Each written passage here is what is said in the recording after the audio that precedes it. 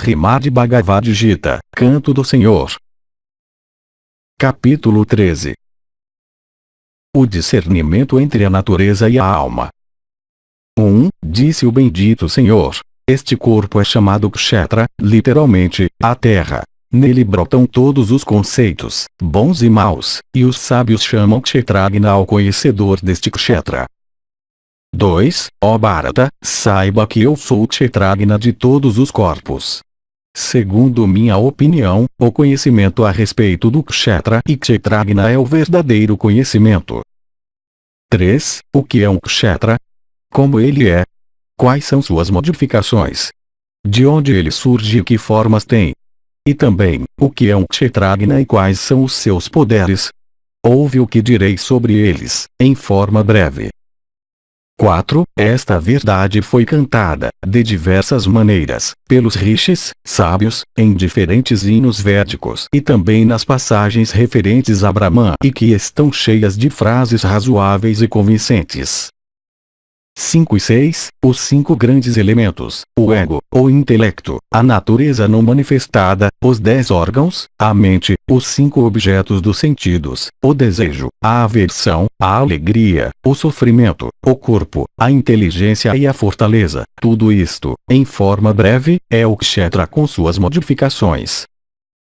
7 a 11. A humildade, a não ostentação, o não causar dano, a clemência, a retidão, o serviço ao guru, mestre espiritual, a pureza, a firmeza, o autodomínio, o desapego aos objetos dos sentidos, a ausência de egoísmo, a reflexão sobre os males do nascimento, da morte, da velhice, da enfermidade e da dor, o desapego e a não identificação com o filho, com a esposa, com o lar, etc., o constante equilíbrio mental na felicidade e no sofrimento, a firme devoção por mim, mediante o yoga da continuidade, a vida em solidão, a aversão à sociedade, a constante dedicação ao conhecimento espiritual e a percepção da suprema verdade. Tudo isto é conhecimento e o seu contrário é ignorância. 12. Eu lhe falarei sobre o que deve ser conhecido, conhecendo o qual se torna imortal. É o Supremo Brahman, que não tem princípio e não é chamado de ser ou de não ser. 13. Aquele existe interpenetrando tudo. Suas mãos, pés, olhos, cabeças, bocas e ouvidos estão em toda parte. 14. Está manifestado nas funções dos sentidos, no entanto, não tem órgãos dos sentidos. É inconexo, mas suporta tudo e apesar de não ter atributos, os experimenta. 15. Está dentro e fora de todos os seres, é móvel e imóvel, sendo sutil é incompreensível e ainda que esteja longe, é o mais próximo. 16. É indivisível, mas parece estar individualmente em todos os seres. Se deve conhecê-lo como o suporte de todos os seres e também como o que dá origem e o devorador de todos eles. 17. É a luz das luzes e se diz que está além das trevas. É o conhecimento, o que deve ser conhecido, a meta dos conhecimentos e está no coração de todos os seres. 18. Eu lhe falei brevemente sobre o Kshetra, o conhecimento, o que deve ser conhecido. Conhecendo isto o meu devoto se prepara para chegar ao meu ser.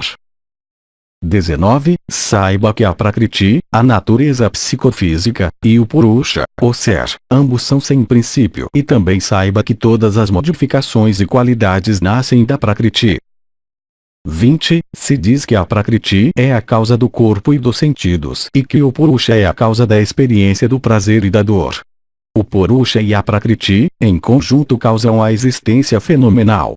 A Prakriti se transforma no corpo, sentidos, prazeres, dores, etc. Esta união, feita é claro, na ignorância por parte do Purusha, faz possível a existência relativa. O Purusha, na realidade, jamais perde sua natureza pura e imutável. 21. O Purusha, encarnado na Prakriti, experimenta os gunas, qualidades, nascidos dela. O apego a estes gunas é a causa dos nascimentos do Purusha em ambientes bons ou maus. 22. O Supremo Purusha neste corpo é denominado de testemunha, aprovador, suporte, experimentador, soberano Senhor e Supremo Ser. 23. Aquele que assim conhece ao Purusha e a Prakriti com seus gunas, não nasce de novo, nem sofre as consequências, qualquer que seja seu modo de vida. 24. Existem aqueles que pela meditação percebem intimamente ao ser. Outros o percebem pela prática do discernimento, entre o real e o relativo. Outros pelo yoga e outros pelo karma yoga, ação abnegada.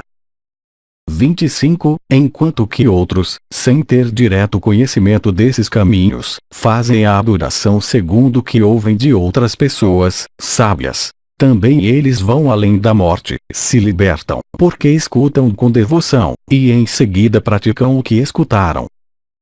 26. Ó tu, o melhor dos Bharatas, saiba que todo ser, animado e inanimado, procede da união do Kshetra e do Kshetragna.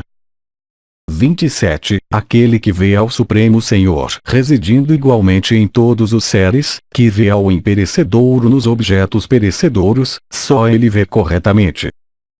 28. Porque vendo que o Senhor mora igualmente em toda parte, ele não causa dano a seu próprio ser e logra a meta suprema. Causar dano significa ignorar a existência do ser. 29. Aquele que vê, conhece, que só a Prakriti age e que o Purusha não faz nada, só ele vê corretamente. 30. Quando vê que os diversos seres evolucionam da Prakriti, que é única, e que eles residem nela, se identifica com Brahman. 31. Este supremo ser que não tem nem princípios, nem atributos, é o imutável. Ainda que more no corpo, ó Kunteya, ele não atua nem tem apego. 32. Como o onipresente espaço é sutil e não se contamina, assim o ser que está em todos os corpos, não é contaminado por eles. 33. Como o Sol, que é único, ilumina o universo inteiro, assim o ser, ainda que esteja encarnado, ilumina todos os corpos. 34. Aqueles que, com o olho do conhecimento, percebem a diferença entre o Kshetra e o Kshetragna e também conhecem o modo de libertar-se da Prakriti, alcançam o Supremo.